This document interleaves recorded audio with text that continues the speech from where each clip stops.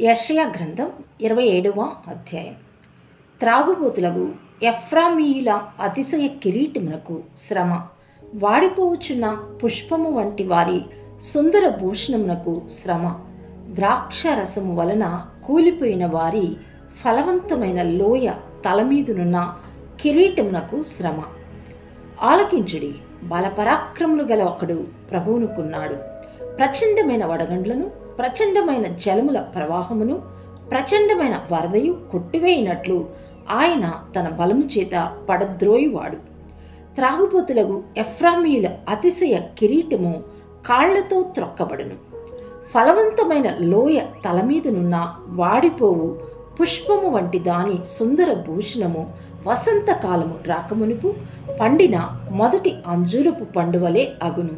దాని కనుగొనువాడు దాని చూడగానే అది వాని చేతిలో పడిన వెంటనే అది మింగివేయబడును. ఆ దినమున సైన్యములకు అధిపతియగు యెహోవా శేషించిన తన ప్రజలకు తానే భూషణ కిరీటముగా ఉండును, సౌందర్యము గల మకుటముగా ఉండును. ఆయన న్యాయపీఠం మీద కూర్చుండి వారికి తీర్పు తీర్చ నేర్పు ఆత్మగాను, గుమ్మమునొద్ద యుద్ధమును పారగొట్టు వారికి పరాక్రమము పుట్టించువాడుగాను ఉండును. అయితే వీరును ద్రాక్షారసము వలన సొక్కి సోలుదురు, మద్యము వలన తత్తరపడుదురు. యాజకులేమి ప్రవక్తలేమి అందరూ మద్యము వలన సొక్కి సోలుదురు. ద్రాక్షారసము వారిని మింగివేయుచున్నది, మద్యం వలన తత్తరపడుచున్నారు. దర్శనము కలుగునప్పుడు సోలుదురు, తీర్పు తీర్చు కాలమున తత్తరపడుదురు.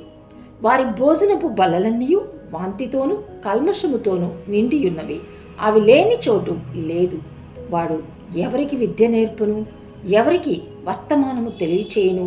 తల్లిపాలు విడిచిన వారికా, చన్ను విడిచిన వారికా?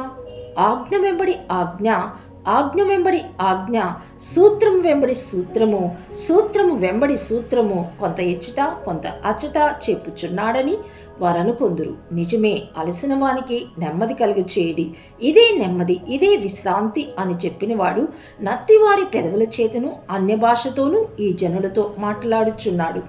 అయినను వారు విననొల్ల రైరి.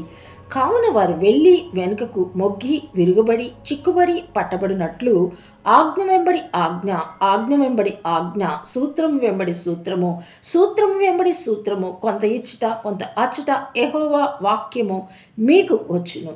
కాబట్టి యెరూషలేములోనున్న ఈ జనులను ఏలు అపహాసకులారా, యెహోవా వాక్యము వినుడి. మేము మరణముతో నిబంధన చేసుకుంటిమి, పాతాళముతో ఏకమైతిమి. ఉపద్రవము ప్రవాహము వలె వడిగా దాటునప్పుడు అది మా ఎద్దుకు రాదు. అబద్ధములను మాకు ఆశ్రయముగా చేసుకుంటిమి, మాయ క్రింద దాగి ఉన్నాము అని మీరు చెప్పుకొనుచున్నారే.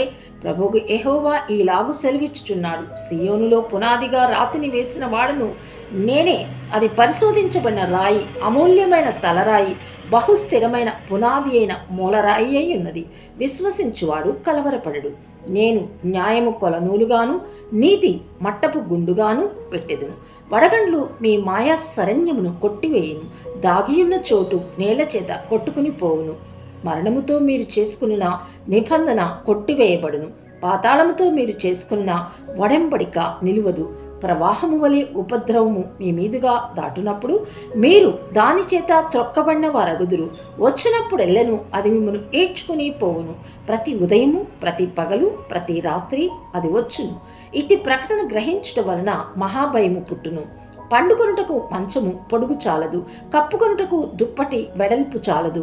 నిజముగా తన కార్యమును, తన ఆశ్చర్యకరమైన కార్యమును చేయుటకు, అపూర్వమైన తన కార్యము నొనరించుటకు ఆయన పెరాజీము అను కొండ మీద లేచినట్లు యెహోవా లేచును. గిబియోను లోయలో అది ఆయన రేగినట్లు రేగును. మీ బంధకములు మరి బిగింపబడకుండునట్లు పరిహాసకులై ఉండకుడి. భూమి అందంతటా నాశనము ఖండితముగా నియమింపబడను. ప్రభువును సైన్యములకు అధిపతియు నగు యెహోవా వలన నేను దాని సమాచారము వింటిని. చెవియొగ్గి నా మాట వినుడి, ఆలకించుడి, నేను పలుకున్నది వినుడి. దున్నువాడు విత్తుటకు నిత్యము తన పొలము దున్నునా, అతడు దుక్కి పిల్లలు నిత్యము బద్దలగొట్టునా, అతడు నేల సదును చేసిన తర్వాత నల్ల జీలకర్ర చల్లును, తెల్ల జీలకర్ర చల్లును, గోధుమలు వరుసగా విత్తును, ఎవలను తాను ఏర్పరిచిన చేనులో చల్లును, దాని అంచున మిరప మొలకలు వేయును గదా. వాని దేవుడే తగిన క్రమము వానికి నేర్పియున్నాడు, ఆయన వానికి ఆ పని బోధించుచున్నాడు. సేద్యగాడు నల్ల జీలకర్ర పదును గల యంత్రము చేత నూర్చెడు, బండి చక్రములను జీలకర్ర మీద నడిపించడు గాని కర్ర చేత నల్ల జీలకర్రను, చువ్వ చేత జీలకర్రను దుళ్ళగొట్టును గదా. మనుష్యులు గోధుమలు గాలింపగా దాని నలుచుదురా.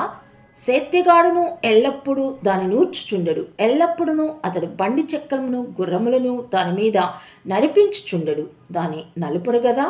జనులు సైన్యములకు అధిపతి యెహోవా చేత దాని నేర్చుకుందురు.